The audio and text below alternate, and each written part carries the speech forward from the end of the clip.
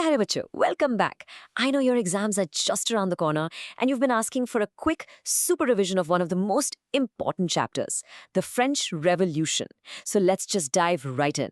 And hey, if you haven't already, please subscribe and definitely tell me in the comments which chapter you want me to cover next. Okay? All right, let's start with a crazy thought.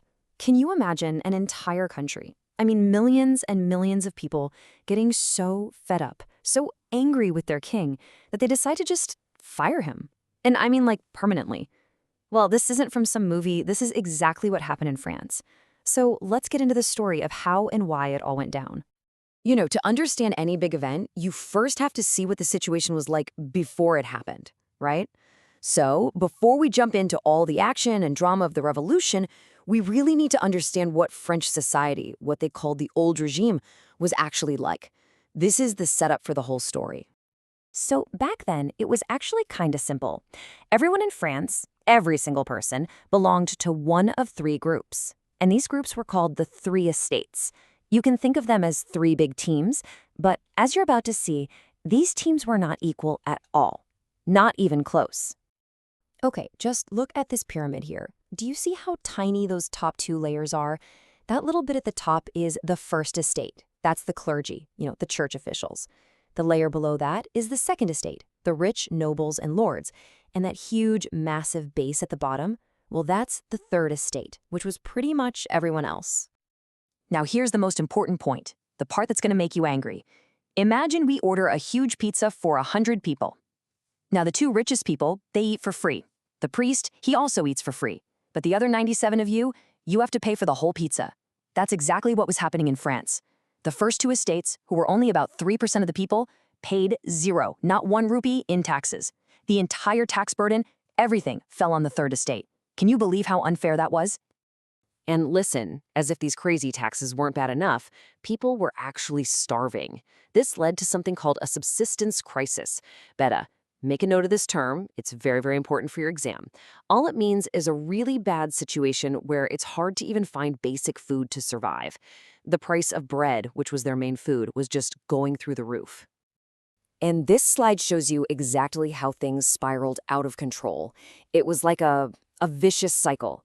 So first, you have a bad harvest. That means there's less grain, which means bread prices shoot up. So, of course, the poorest people, they just can't afford to buy bread anymore.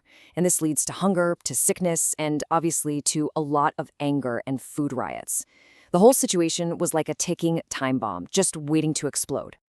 So let's recap. We have an unfair society, we have taxes that are crushing people, and we have widespread hunger. The people had just had enough. All that was needed was a single spark to light this huge fire. And believe me, that spark was about to come. So the king, Louis XVI, he needed more money, so he calls a big meeting of all three estates. But the way they voted was a total joke. Each estate, as a group, got only 1 vote. So what would happen? The clergy and the nobility would always team up, vote 2-1 against the third estate, and the third estate, which represented 97% of the people, would always lose. So they demanded a fair system. One person should get 1 vote. But the king, he said no. So what do you think the third estate did? They just walked out. They went to a nearby indoor tennis court and took an oath, a promise. They declared that they were the National Assembly, the true representatives of the French people, and they swore they would not leave until they had written a new constitution for France. This was a huge deal. They were basically saying, hey, king, power comes from the people, not from you. And then came the explosion. On the 14th of July, 1789, rumors spread through Paris that the king was about to send his army to attack the people. So in this mix of panic and pure anger, crowds attacked the Bastille prison. Now, the Bastille wasn't just any old prison. It was this huge symbol of the king's cruel and unlimited power. And the people tore it down, brick by brick. This one event, Bacho, is what marks the official start of the French Revolution. The revolution was now really happening. The fall of the Bastille, that was just the beginning. This one event started a chain reaction of massive changes in how France was ruled. It was a journey from being a kingdom with a powerful king to becoming a country with no king at all. Okay, bachcho, get your phones out and take a screenshot of this slide. These dates are very, very important for your exams, beta. So, 1789, revolution begins. 1791, they get their first constitution. Then, 1792 to 93, the king is executed and France becomes a republic. And as you can see, all this chaos eventually leads to a powerful general, Napoleon Bonaparte, taking over. Please remember these key moments. This right here, this was the point of no return. King Louis XVI was actually put on trial for treason for betraying his own country, and he was publicly executed. The monarchy was gone, finished. France was now officially a republic, a government that was elected by the people for the people. But the story doesn't end there with a happy ending. Not yet. The revolution actually took a very dark and very bloody turn. The new leaders, they became so extreme in trying to protect their new republic. This next phase is called the Reign of Terror. And it really makes you ask, did the revolution go too far?